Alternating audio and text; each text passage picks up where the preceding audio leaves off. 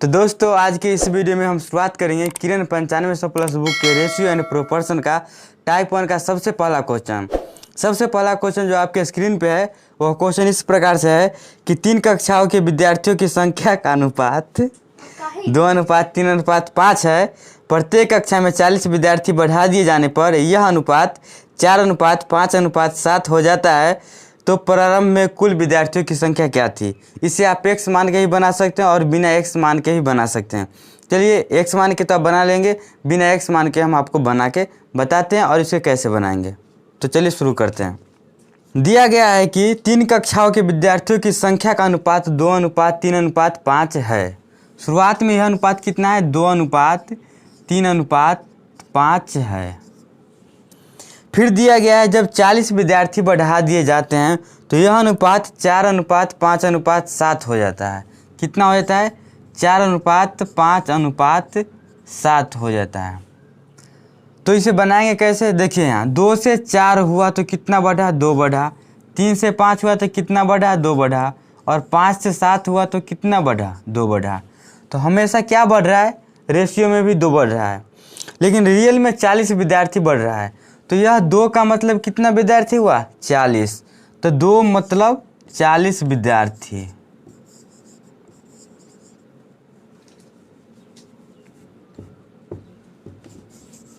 दो का मतलब हुआ 40 विद्यार्थी। तो आपको से पूछ रहा है कि प्रारंभ में कुल विद्यार्थियों की संख्या क्या थी। तो प्रारंभ में पूरा जोड़ लेंगे, 2 और 3 5 और 5 10। तो प्रारंभ में कितने विद्यार्थी था रेशियो में, 10। तो 10 का निकालेंगे तो 10 बराबर हो जाएगा 40/2 गुने 10। इस चीज़ को काट देंगे तो हो जाएगा 2 5 10। यहाँ से गुना करेंगे तो हो जाएगा 200 विद्यार्थी।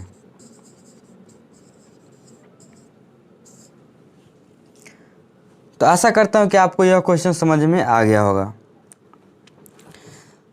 अब देखते हैं क्वेश्चन नंबर 2। क्वेश्चन नंबर 2 कह रहा है कि 3 कक्षाओं के विद्यार्थियों का अनुपात 4:6:9 है।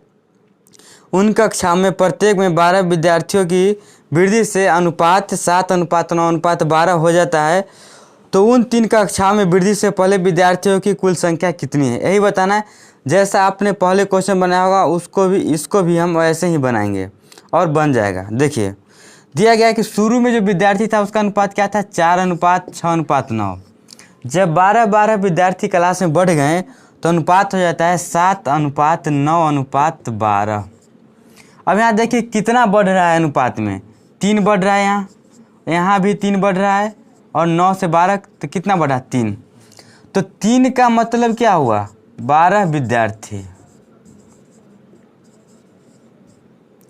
तो आपको बताना है कि शुरुआत में कक्षा में कुल कितने विद्यार्थी थे। तो अनुपात में देखिए 4 और 6 10 और 9 19 विद्यार्थी थे। तो 3 का मतलब 12 विद्यार्थी। तो 1 का मतलब कितना विद्यार्थी, 4 विद्यार्थी होगा। 12 में 3 से भाग देंगे तो इतना तो आप समझते ही होंगे। लेकिन निकालना किसका है, 19 का। तो 19 मतलब कितना हो जाएगा, 19 गुने 4 बराबर 76 विद्यार्थी। तो यह भी क्वेश्चन पहले क्वेश्चन की तरह ही सेम था और सेम ही बना।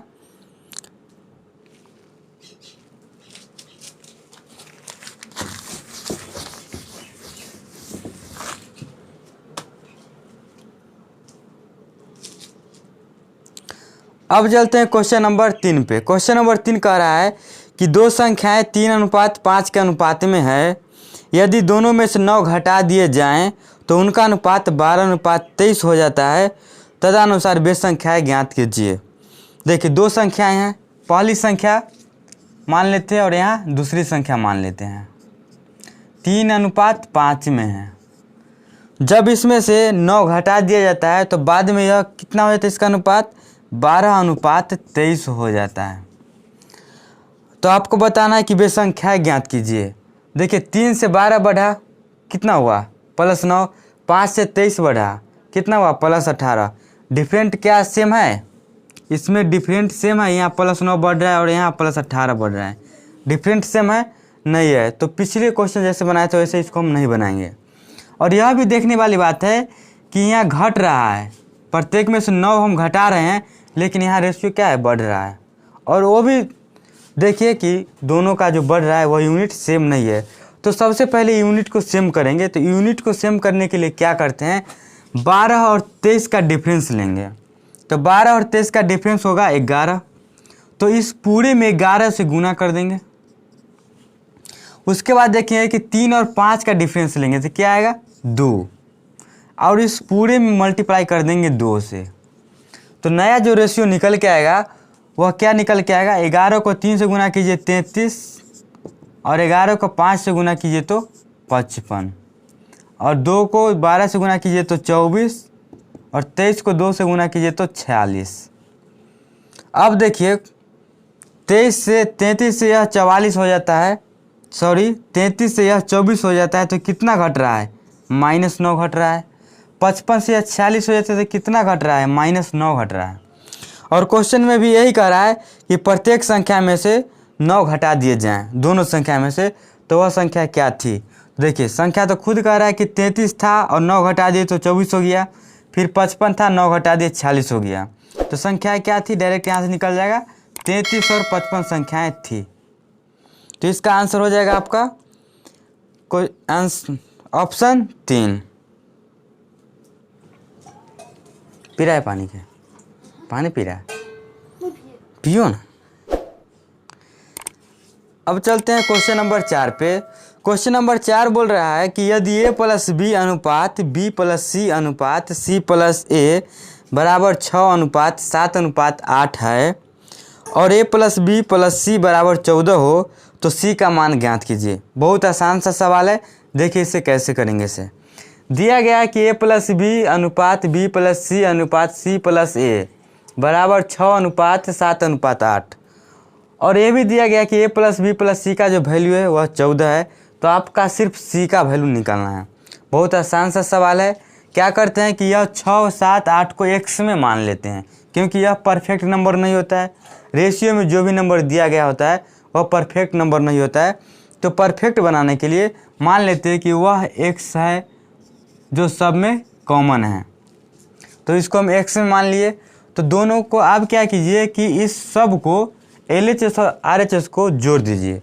तो LHS को जोड़ेंगे तो लिखेंगे a + b + b + c + c + a बराबर 6 और 7 13, 6x + 7x + 8x।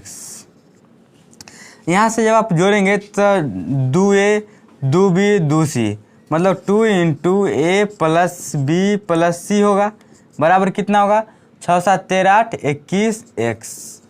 और a + b + c का वैल्यू आपको दिया गया है कितना 14। तो 2 × 14 आप लिख सकते हैं a + b के जगह पे, बराबर लिखेंगे 21x। इसमें आप गुना कीजिए या नहीं कीजिए, आप यहीं से इसको कैंसिल कर सकते हैं। कैसे, 2 से काट दीजिए, 7 से काट दीजिए, 7 दूना 14, 7 या 21। तो यहाँ से निकल जाएगा 4 बराबर 3x। तो x का वैल्यू आ गया 4/3। x का वैल्यू क्या आ गया 4/3। लेकिन हमें निकालना है c का वैल्यू, तो अभी भी यह क्वेश्चन कंप्लीट नहीं हुआ है। तो क्या कीजिए कि c का वैल्यू निकालने के लिए यदि हमें a + b का मान मिल जाए तो c का वैल्यू निकल जाएगा। a + b की जानकारी सिर्फ प्राप्त करना है। तो देखिए a + b कितना दिया गया है 6x 6x माने हैं। तो a + b बराबर माने थे 6x, a + b बराबर माने थे 6x, और 6 × x का वैल्यू क्या है 4/3। तो यहाँ लिख दीजिए 4/3, इससे इसको कैंसिल कीजिएगा तो a + b का वैल्यू निकल के क्या आया 8 आया।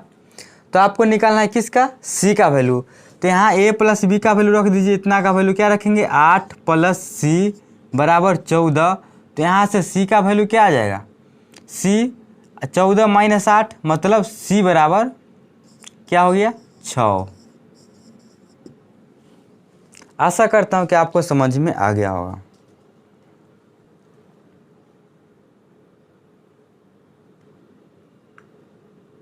तू लोग पढ़ता नहीं है,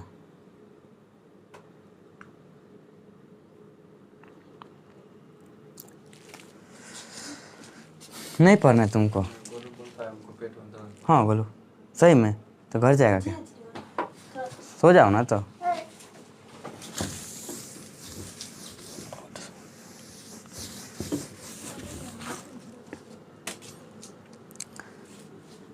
अब देखते हैं क्वेश्चन नंबर 5।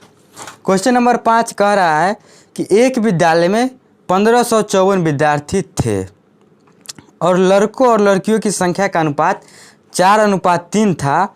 कुछ दिनों बाद 30 लड़कियों ने उस विद्यालय में प्रवेश ले लिया और कुछ लड़कों ने विद्यालय छोड़ दिया। परिणाम स्वरूप लड़कों और लड़कियों का अनुपात 7:6 हो गया।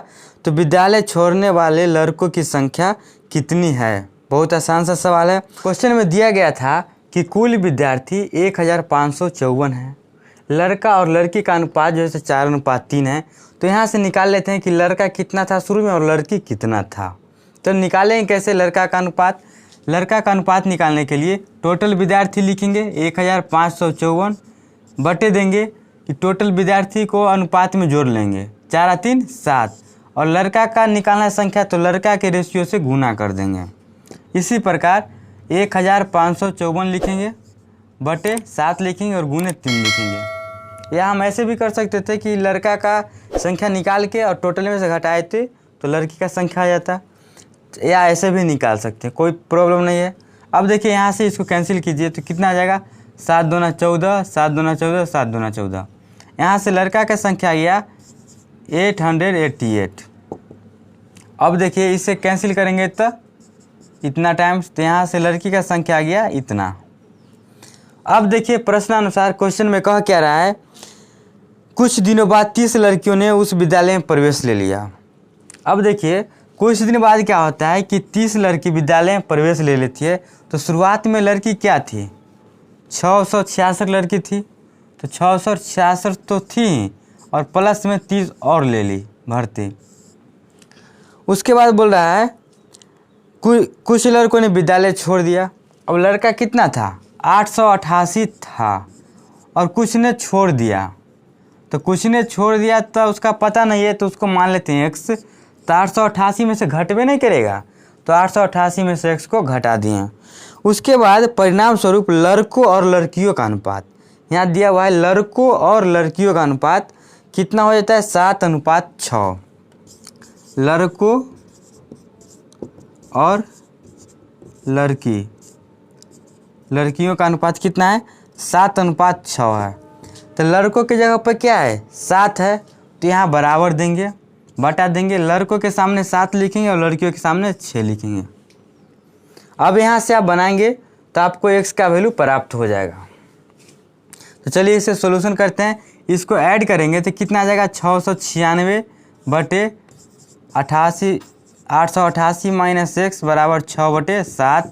इससे इसको काट दीजिएगा तो कितना हो जाएगा? 6 कम 6 36 116।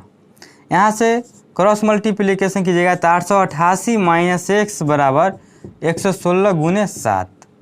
तो माइनस x बराबर कितना हो जाएगा? इसको गुना कर दीजिए तो हो जाएगा ये 6 7 42 के 2 हासिल 4 11 7 87 4 81 812 माइनस 888। तो माइनस x बराबर आ गया -76। तो x का वैल्यू कितना आ गया? 76। तो पूछ रहा है कि विद्यालय छोड़ने वाले लड़कों की संख्या कितनी है। तो विद्यालय जो लड़का छोड़ रहा था उसको हम x माने थे और x का वैल्यू क्या है? 76। तो ऑप्शन में हो जाएगा 76, जो ऑप्शन नंबर ए इसका सही आंसर है। अब चलते हैं क्वेश्चन नंबर 6 पे।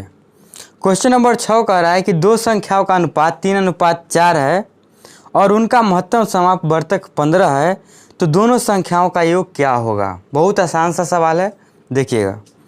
दो संख्याओं का अनुपात 3:4 है। यह संख्या पहली मान लिए और यहाँ दूसरी मान लिए 3:4। इसको आप x 3x और 4x भी मान सकते हैं क्योंकि यह जो है परफेक्ट नंबर नहीं होता है। तो x मान लेते हैं किसमें और इसमें भी। 3x और 4x मान लिए कि नंबर था शुरुआत में। बोला कि इसका महत्तम समापवर्तक कितना है? 15।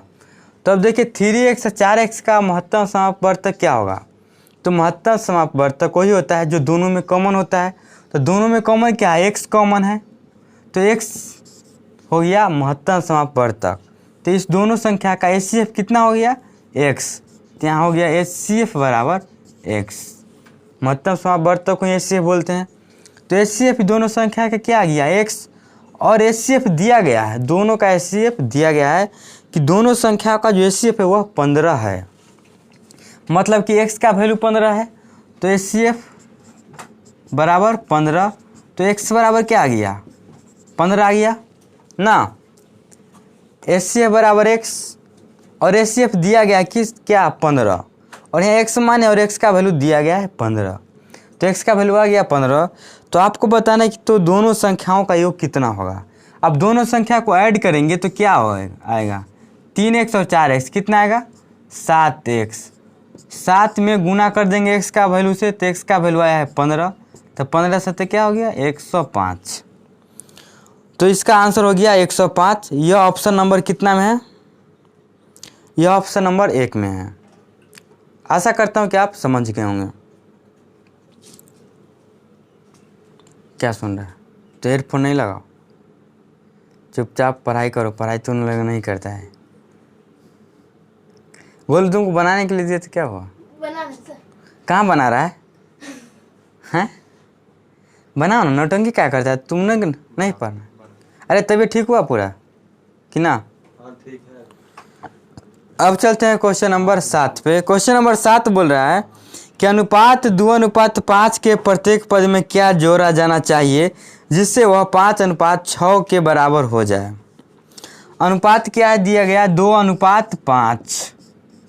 अब इसमें क्या ऐड करें कि यह 5:6 में हो जाए। तो 2:5 को आप क्या लिख सकते हैं 2/5 भी लिख सकते हैं, कोई प्रॉब्लम नहीं। और इसमें क्या ऐड करें कि यह 5:6 हो जाए। तो मान लीजिए कि इसमें जो हम ऐड करेंगे वह x संख्या करेंगे। क्या ऐड करेंगे x ऐड करेंगे। तो यह अनुपात कितना हो जाएगा 5/6। 5:6 को हम 5/6 लिख सकते हैं बिल्कुल। अब यहाँ से क्रॉस गुना कर दीजिए, 6 को 2 से गुना कीजिएगा, यहाँ 12 + 6x बराबर 25 हो जाएगा प्लस 5x। यहाँ से देखिए कि 6x + 5x इधर -5x हो जाएगा 25, और इधर +12 तो इधर आके -12। तो 6x में से 5x घटाएंगे तो x बराबर कितना आ गया 13। तो क्या जोड़ा जाना चाहिए 13 जोड़ा जाना चाहिए। तो इसको जब हम सिंप्लीफाई किए, क्रॉस गुना किए, तो क्या आया x बराबर 13। तो इस क्वेश्चन का आंसर हो जाएगा 13 जोड़ा जाना चाहिए उस संख्या में, ताकि वह संख्या 5:6 में हो जाएगा। तो यह ऑप्शन नंबर 3 में है, जो ऑप्शन नंबर 3 इस क्वेश्चन का सही आंसर होगा। अब देखते हैं क्वेश्चन नंबर 8। क्वेश्चन नंबर 8 बोल रहा है कि यदि a और b का अनुपात 4:5 है और उनके वर्गों का अंतर 81 है तो a का मान कितना है। बहुत आसान सा सवाल है। a और b का अनुपात दिया गया है, a और b का अनुपात दिया गया है कितना 4:5, और दिया गया यह भी है कि उनके वर्गों का अंतर 81 है। यह तो परफेक्ट नंबर नहीं है तो इसको वर्ग कर नहीं सकते हैं। तो क्या करें कि इसको x मान लें और इसको भी x मान लें। तो 4x और 5x हो गया। ये दोनों के वर्गों का अंतर कितना है 81 है। 81 प्लस में है तो हम क्या करेंगे कि 5x का स्क्वायर में से घटा देंगे 4x का स्क्वायर, क्योंकि बड़ा नंबर का स्क्वायर में से छोटा नंबर का स्क्वायर घटाएंगे तभी तो जाकर जो आएगा वह प्लस में आएगा ना। तो ये दोनों का अंतर कितना है 81। 5x का स्क्वायर करेंगे तो 25x square minus 16x square बराबर कितना 81। तो यहाँ से आ गया 9x स्क्वायर बराबर 81। तो x स्क्वायर बराबर कितना आ गया 9। तो x का वैल्यू क्या आ जाएगा 3। जब रूट अंडर करेंगे तो x का वैल्यू आ जाएगा 3। आपको बताना है तो a का मान कितना है। तो a क्या है 4x है ना, a 4x है। तो a का वैल्यू निकालने के लिए क्या करेंगे, a बराबर दिया माने थे 4x, तो 4 गुने x का वैल्यू रख दीजिए 3, तो 4 तिया 12। तो 4 तिया 12 इसका हो गया आंसर।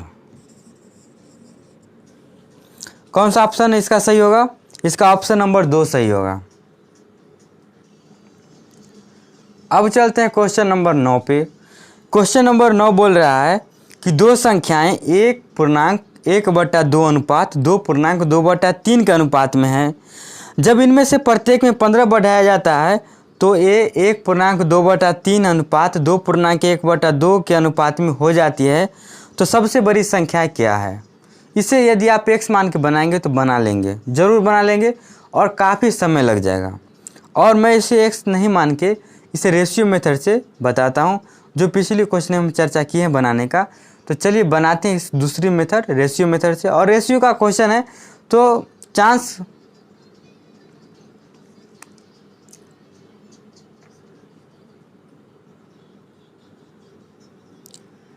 अब चलते हैं क्वेश्चन नंबर 9 पे। क्वेश्चन नंबर 9 बोल रहा है कि दो संख्याएं 1.1/2 अनुपात 2.2/3 के अनुपात में है। जब इनमें से प्रत्येक में 15 बढ़ाया जाता है तो ए 1.2/3 अनुपात 2.1/2 के अनुपात में हो जाती है। तो सबसे बड़ी संख्याएं ज्ञात कीजिए। इसे यदि आप x मान के बनाएंगे तो बन जाएगा और आप बना भी लेंगे, लेकिन काफ़ी समय लग जाएगा x मान के बनाने में। तो इसे हम x मान के नहीं बनाएंगे, इसे हम दूसरा मेथड से करेंगे, रेशियो है मेथड से करेंगे। और यह रेशियो का क्वेश्चन है तो रेशियो मेथड से ज़्यादा करेंगे तो ज़्यादा सुविधा होगा। तो चलिए शुरुआत करते हैं। देखिए दो संख्याएं हैं, क्या है 1.1/2। तो मान लीजिए कि पहली संख्या और दूसरी संख्या, तो ये रहा पहली संख्या और ये रहा दूसरी संख्या। मान लिए पहला संख्या क्या है कि 1.1/2 है, तो इसे मैं डायरेक्ट लिख देता हूँ। 1.1/2 को क्या लिखेंगे 3/2। फिर दिया गया है कि 2.2/3 है, 2.2/3 को क्या लिखेंगे 3 दूना 6 और 2 8/3। जब इसमें 15 जोड़ा जाता है ना तो यह संख्या बदल जाती है, बदल के क्या हो जाती है 1.2/3, तो यहाँ से आ जाएगा 5/3। फिर अगला हो जाता है 2.1/2, तो यहाँ से हो जाएगा 5/2। अब देखिए अगर पिछली क्वेश्चन में हम जैसे किए हैं कि इसका हम डिफरेंट देखें हैं, तो यहाँ से हम डिफरेंट क्या निकाल सकते हैं, परफेक्ट नहीं निकाल सकते हैं क्योंकि यह फ्रैक्शन में है। यदि डिफरेंट सेम नहीं आया तो क्या होगा, डिफरेंट सेम नहीं होगा तो आप क्या कीजिएगा, इसका डिफरेंट लेके फिर इसमें गुना कीजिएगा, इसका डिफरेंट लीजिएगा फिर इसमें गुना कीजिएगा और काफ़ी लेंदी हो जाएगा। तो क्या करते हैं, यह जो 3 और 2 दिखाई दे रहा है ना इसके हर में, इसको हटा ही देते हैं। कैसे हटाएंगे कि 3 2 का एलसीएम ले लीजिए। तो 3 2 का एलसीएम कितना आएगा 6, तो दोनों में गुना कर दीजिए 6 से। यहाँ देखिए 2 3 का एलसीएम 6, इसमें भी गुना कर दीजिए 6 से ना। अब 6 से गुना करें तो 2 तिहाई 6 हो गया, यहाँ 3 दूना 6 हो गया, 3 दूना 6 2 तिहाई 6, तो यहाँ 3 तिहाई क्या आ गया 9, 2 अठे कितना आ गया 16, यहाँ से 2 पचे कितना आ गया 10 और यहाँ से 5 तिहाई 15। अब देखिए 9 से बढ़ गया ये 10, एक बढ़ा सही है, 16 से यह 15 हो गया, एक घट न गया। तो डिफरेंट इसका सेम है नहीं ना, तो डिफरेंट सेम नहीं है तो क्या करेंगे कि इस दोनों का डिफरेंट लेंगे। तो 10 और 15 का डिफरेंट 5 होता है ना, तो इस दोनों में गुना कर देते हैं 5 से। पिछले क्वेश्चन में आपने देखा होगा। अब देखिए 9 और 16 का डिफरेंट लेंगे तो कितना 7 से, तो इस दोनों में गुना कर देंगे किससे 7 से। अब जो नया नंबर आएगा उसका डिफरेंट सेम होगा। देखिए कैसे, 5 को 9 से मल्टीप्लाई कीजिए 45, 5 को 16 से मल्टीप्लाई कीजिए 80, 7 को 10 से 70 और 15 को 7 से 105। अब देखिए 45 में कितना जोड़ेंगे तो 70 25, 80 में कितना जोड़ेंगे तो 105 25। तो अब डिफरेंट सेम आ रहा है कि नहीं आ रहा है, बिल्कुल आ रहा है, 25 आ रहा है डिफरेंट दोनों का। अब देखिए यह नंबर परफेक्ट नहीं ना है तो इसे आप x मान लीजिए, मान भी सकते हैं और नहीं मान सकते हैं। यदि मान लेंगे तो यह 45x हो जाएगा और ये 80x हो जाएगा, ये 70x और ये 105x। यहाँ से 45x में से कितना x बढ़ाएंगे तो 70x, तो 25x और ये हो जाएगा 25x। अब थोड़ा क्वेश्चन ज़्यादा समझ में आपको आएगा, और नहीं तो आप नहीं मान सकते फिर भी बन जाएगा। देखिए तो 25x बढ़ रहा है लेकिन रियल में वैल्यू कितना बढ़ रहा है 15 बढ़ रहा है, तो 25x का मतलब हो गया 15। अब निकालना क्या है कि सबसे बड़ी संख्या, तो शुरुआत में सबसे बड़ी संख्या 80x ही होगा ना, 45x तो होगा नहीं क्योंकि यह तो छोटी है और यह बड़ी है। तो हमें निकालना है 80x का वैल्यू। तो 25x का वैल्यू 15 दिया गया है, निकालना है 80x का वैल्यू। तो x का वैल्यू क्या हो जाएगा 15/25। तो 80x का वैल्यू क्या हो जाएगा 15/25 गुने 80, यही ना होगा। यहाँ से काटेंगे तो 5 से काटेंगे 25, 5 से 16 मरतबे, 5 से काट देंगे 3 मरतबे, तो यहाँ से निकल जाएगा 16 या 48। तो सबसे बड़ी संख्या थी सो क्या थी 48 थी। तो इसका ऑप्शन नंबर 3 सही हो जाएगा। इतना जो मैंने प्रोसेस किया है आपको समझाने के लिए किया है। इसमें बहुत सारा ऐसा स्टेप है जिसको आप डायरेक्ट एलिमिनेट करके लिख सकते हो। जब आप एलिमिनेट कर दोगे तो बहुत सारा चीज़ लिखना नहीं पड़ेगा और डायरेक्ट आप आंसर तक बहुत ज़्यादा शॉर्टकट में पहुंच सकते हैं। लेकिन यदि इसे आप x मान के बनाएंगे तो थोड़ा इसे ज़्यादा डिफ़िकल्टी ज़रूर हो जाएगा। तो आशा करता हूं कि आपको यह सारी विधि समझ में आ गई होंगी।